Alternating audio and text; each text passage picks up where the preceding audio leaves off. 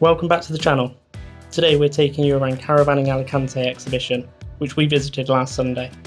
This event is the second largest of its kind in Spain, so we're really curious to see how it compares to the NEC show, which we visit regularly in the UK. As we were queuing, we grabbed a look at the map to get our bearings. The hall on the left is where you'd find all the sellers, accessories and the food stands, everything from solar setups to clever storage solutions. And over on the right is the dedicated motorhome hall, packed with models ranging from compact campervans to full-size luxury motorhomes. Let's head in and see what caught our eye.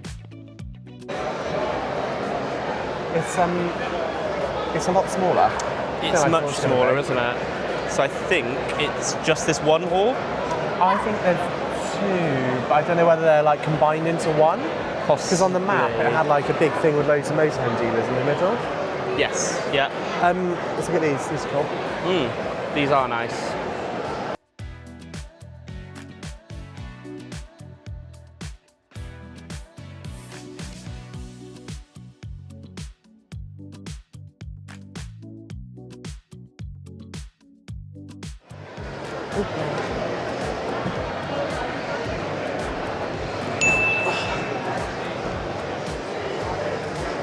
I don't quite know what I feel about it. Oh, it's tight. It's yeah. Like you can't stand up in that. It's very cosy, isn't it? It is cosy. But so I just cracked my head. Oh god, that's a hell of a stat. Mind that. I don't know the Spanish here, so let's just assume I'm reading this right. But I'm sure someone in the comments can tell me if I'm not. So I'm guessing this is actual price, right? So fully equipped, we're 34,000 euros, but the show price is 29,000 euros.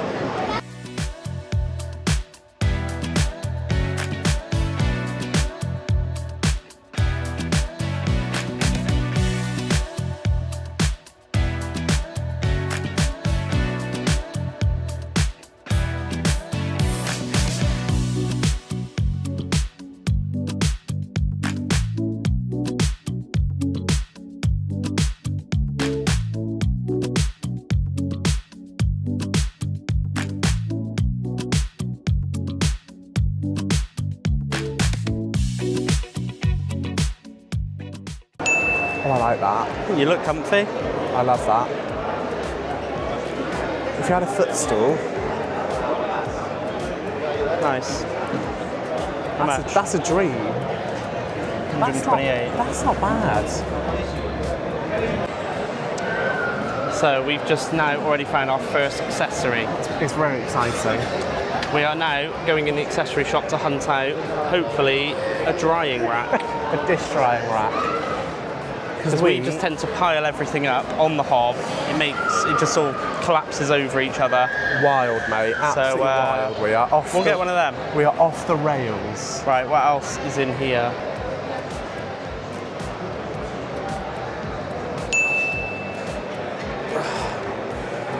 Oh, it is good. Okay, well, you stay there and I'll pick you up later. All right. Bye. Bye.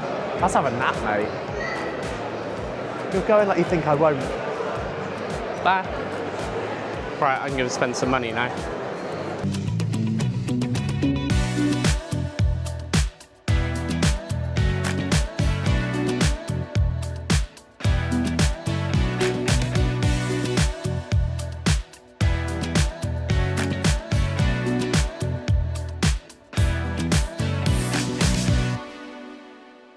Estos serían 18,86.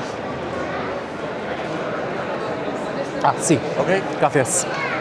So instead of getting a camping chair, I reckon it's get one of these. Yeah, we can fit one of them in, right? Yeah, but I reckon chuck this in the garage. Who needs camping chairs?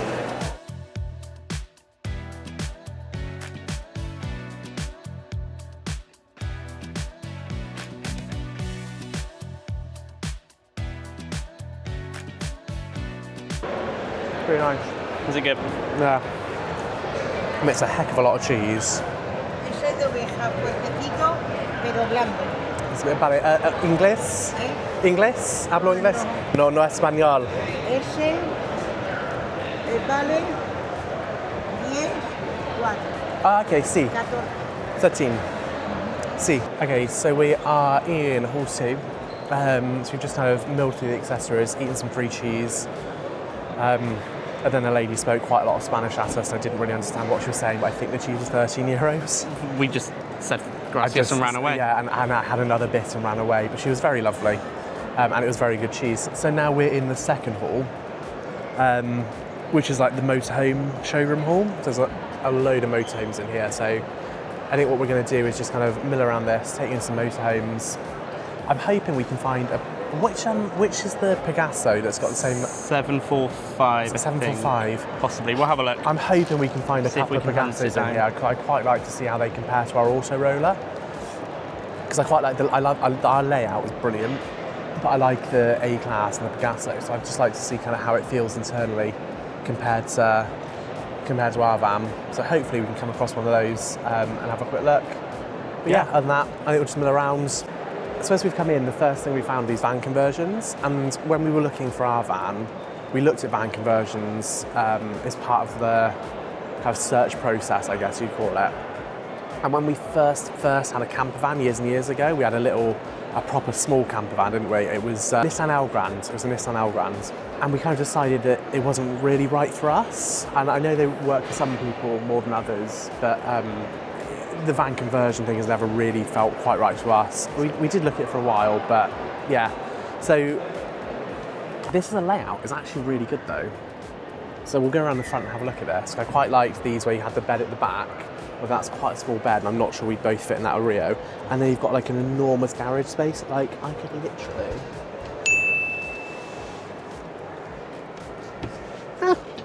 It's not that hard to get in. There's quite a lot of space. So you've got like a lounge at the front, and then you probably spend most of your time, wouldn't you, on the cab chairs, turned round. That's got a drop down bed, mate. It's the 4-berth. How's that? Many hours later. Hello. Oh, that's cool. There's quite a lot of space up there. You can't really see from where you're stood. There's actually a decent amount of space. I don't know what the ladder is to get out of that, mind.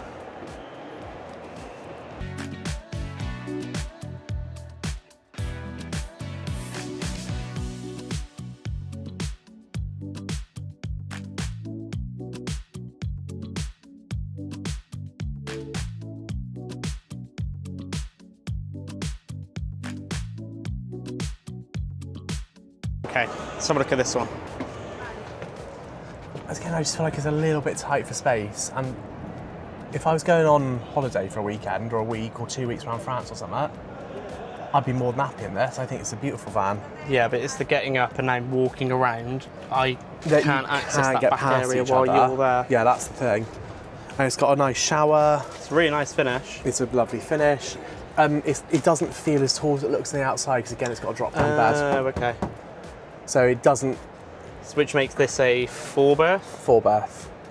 So yeah, I mean, it's lovely, but it wouldn't be right for us. But it's cool. Yeah? Yeah, nice. This seat's a bit weird, isn't it? There's a lot of you sitting down in this video today. There is, which is how I like it. Just having a little rest. Just past the motorhome bit, we've just come into the corner where they've got a couple of caravans. So we'll just have a little nosy around what they've got here in the European models.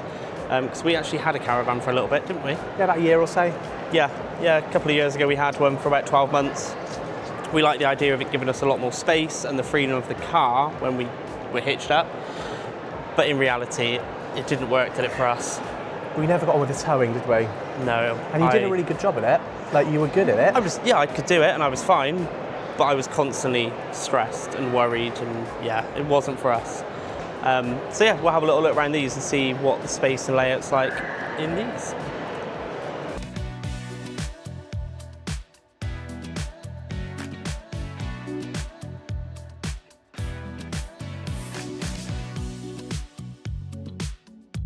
Ooh. This is very different to what Yeah, right. we usually see, isn't it, with the front bed. That's normally we'd have a panoramic window with the sofas in your living room. Yeah, that's like a typical British layout for a caravan, I would say. And then just a dinette. Exactly. Another. And then you've got bunk beds at the back. At the back. So there's no kind of living space as such, because I assume they're going to be outside more again. Yeah. So a Seago Up Active, what are we looking at here? It's a 30,870 euros, sleep 7. Okay, let's have a look. Okay, so we have a rear lounge on this one. Family rear lounge. Oh, a drop-down bed. And a drop-down bed over the lounge. Don't typically ever see a drop-down bed in a caravan. No, I've never seen a drop-down bed in a caravan. No. I'm sure someone in the comments can Okay. tell us if they've come across one before, but yeah, we've never come across it.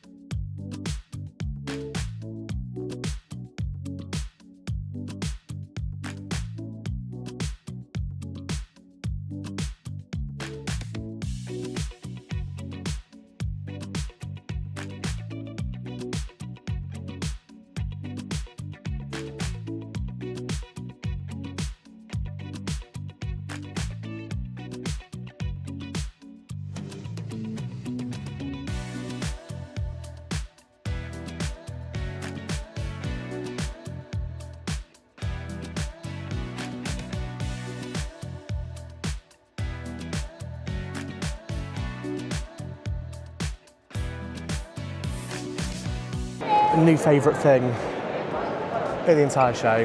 That's incredible. That's really cool. I just went to film inside, and there's a man, and he's got, I don't know if he owns it, Possibly. and he's selling it or he converts it or what, but there's a bloke in there, and he's working on his laptop, bless him. I thought he was going to open the rope and let me in. No. He just got up and got to move behind so I can get some footage. So we'll insert the footage of that, and you can have a look at it. That thing is incredible inside. So converted fire truck, right? Converted fire truck, 120 something grand? 129. 129,000 euros. I reckon that's worth every penny. That's a proper showstopper. That's amazing. One day, you'll need to upgrade your license if we're going to get one of them.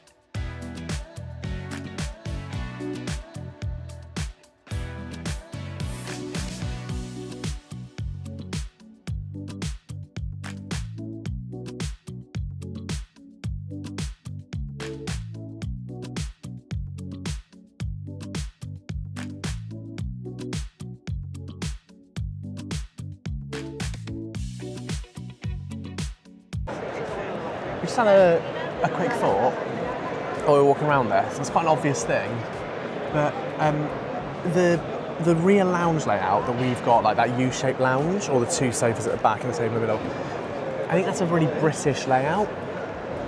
And I think in Europe, it's not massively common as a layout because they sit outside a lot more because the weather allows them to do it. Yeah, much better right here, isn't it? So as we go around these, I think it's really unlikely that we're going to actually see anything with a rear lounge. Everything is probably going to have some kind of fixed bed at the back, which is everything we've seen so far. So I think it's unlikely we see anything else other than fixed beds at the back of the van. So unlikely we're going to come with that today. No, probably not for us. Not that that was ever really the plan. But yeah, I don't think we're likely to see anything that's kind of exactly right for us. I don't think you'll get that rear lounge. It's kind of essential for us. And the other thing that we have noticed with European vans is in the kitchen you don't tend to get an oven either. Again, probably because they just cook outside more because of the weather allows them to do that. So yeah, it's nice to see the kind of differences here, what they don't have and how they kind of lay these out. Yeah, so these bad boys, this is literally as close as I can get because they are entirely fenced off.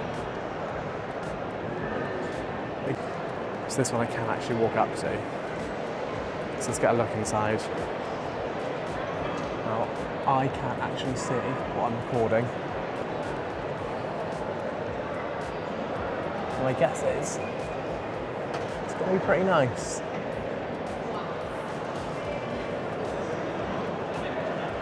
One thing I will say about them, could use more storage. Bit stingy on the old outside lockers, I reckon.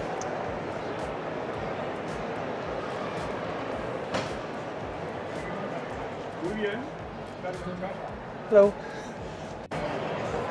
This is a garage-size caravan, I reckon. Yeah, right. Oh wow, so that's a kitchen.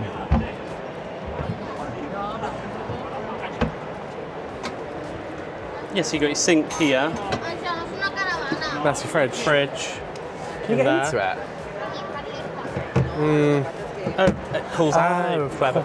This is almost like they've thought of that. I was about to say that's not very well thought through. Okay. It's actually very well thought through. Oh. That's being demonstrated for us by someone else.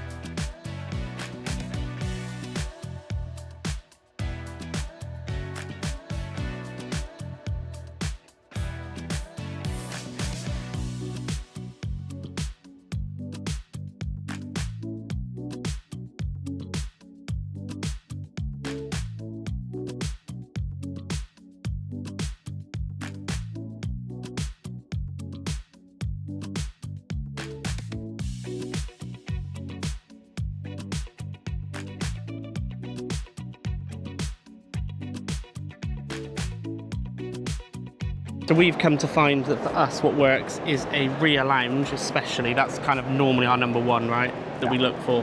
And then ideally a fixed bed, only because our previous one having to make it up every night just become a slog.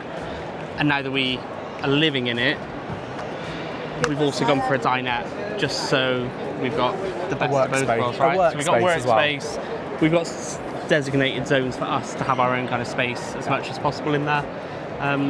But yeah, there are so many different layouts and ways of living in them, right?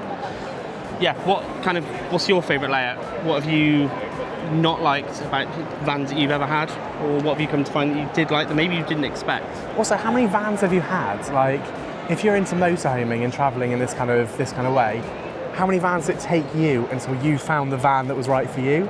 So for us, we had Skippy. Just counting now. We had First Jovi, we had Caravan, and we're on to van number 4. Yeah. So it's taken us 4 tries to settle on the layout that is perfect for us, and I don't think I'd change our layout. No, I love it. On. So yeah. Yeah, so yeah, what works for you? How long does it take to find it? Let us know in the comments. It is windy. Fab. So we're just going to head out of here now. So we went obviously all around the kind of accessories, the motorhomes, caravans. That wind has really picked up now. Yeah, right? But yeah, that was quite interesting to see the different kind of models, layouts, how they do them different over here as opposed to the UK.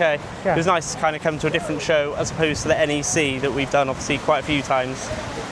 It's definitely a lot smaller than the NEC show. But if you find yourself over kind of this way and you're interested in this kind of thing, I think it's worth a visit. So we'll round this video off here. Let us know in the comments, what do you think of the kind of the European layouts on motorhomes compared to the British layouts? Let us know how did you come to the decision on your motorhome if you're a motorhome owner, and what kind of works for you, and how long did it take to get there?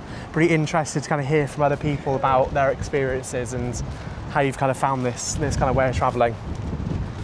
So yeah, cool. Until next time, see you soon. See you later.